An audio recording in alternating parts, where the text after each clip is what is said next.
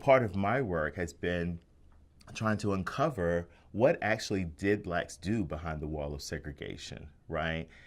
In spite of resource deprivation, in spite of everything that we know, right? History books tell us about legally segregated schools for blacks. So if you go behind the wall of segregation or across the track, right, whatever that demarcation is, right, the main street, and look what was actually happening in black communities, we find that actually what we thought was neglect with the kind of master narrative actually was benign neglect, right? And so, in many ways, black community education, you can also call that an opportunity for blacks to enact racial uplift, racial pride, right? The idea that families could offer a counter narrative to the narrative that their children may have experienced or felt, heard um, about blacks being inferior. Benign neglect allows for a kind of corrective, a counter narrative. So the kind of black community education that you would have experienced would have been one, black cultural affirmation, right? So it would not have been odd for you to have a black teacher who's teaching you math. It would not have been odd for you to have a black teacher who taught Latin or who taught French, right? And there were messages, for example, everybody I've ever interviewed about growing up in the Jim Crow South talked about how whether you're in church, whether you're in schools, people said, you have to be 10 times better than white people because you're black, right? And so there's certain messages that people are telling them, and you can think about it as motivation, as encouragement. And one of the things is about this period, it's not that, so I'm talking about schools, but the education happened in churches, it happened in community centers, whether it was the YMCA, YWCA, that those messages and were happening across social institutions. So one of the things that I think Darlene Clark Hine and others have talked about and Darlene Clark Hine is a historian of African American life and culture, in particular women, black women's history.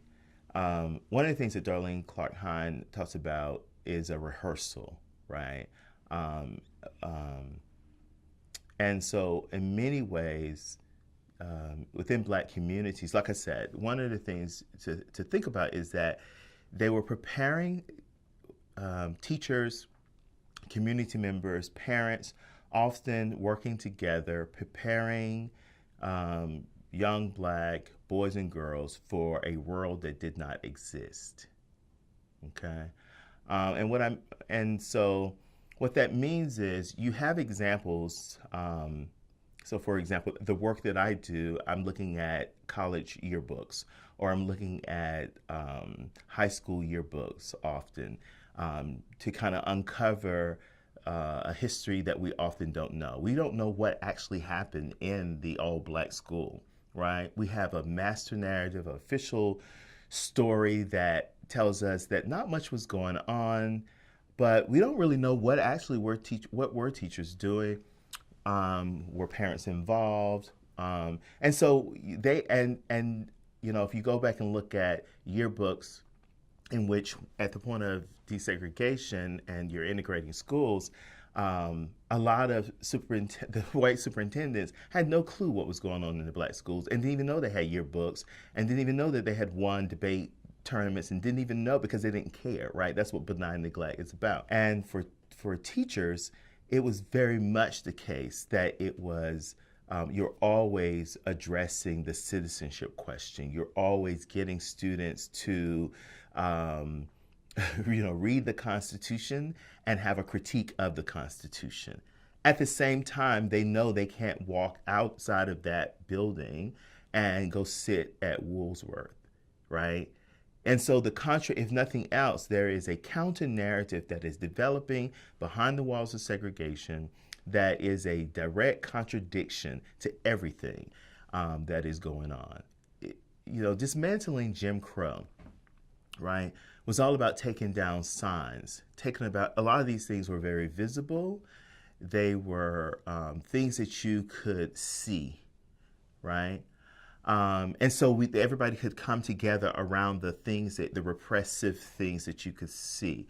Um, you know, White water fountain, black colored water fountain. I mean, those are things that you could see and take down, and they were hard to take down, right?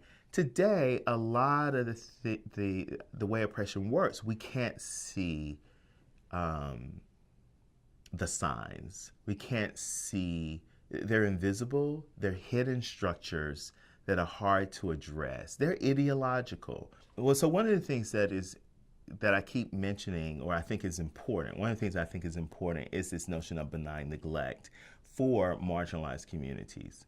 And the reason I think it is important, or if we look at, the history of Jim Crow, that actually, and I'm not promoting segregation, but being segregated has opportunities, presents opportunities for marginalized groups because it allows them to be able to grow, to experiment, to exist with some degree of freedom. I mean, this goes back to Africa and indirect and direct rule, right? So direct rule has different challenges than indirect rule. Indirect rule, when the French are not here, allows us to be able to invent, to create. And so the same thing, and I think we see the same thing with white supremacy. Because you are in segregated spaces, it actually allows for you to build. It allows for you to create. It allows for you to innovate. Blacks, in particular, taking advantage of the benign neglect, practicing freedom, preparing for a world that did not exist, but they hoped for, and offering a counter narrative to the master narratives, either about Black people, right, or about democracy and what democracy should be. I think they had a critique of that, and I think it explains how you can end up having a Black civil rights movement that is not something that just pops out of nowhere in the 50s. It is something that at the turn of the century, right, Black leaders nationally are meeting and working on these problems.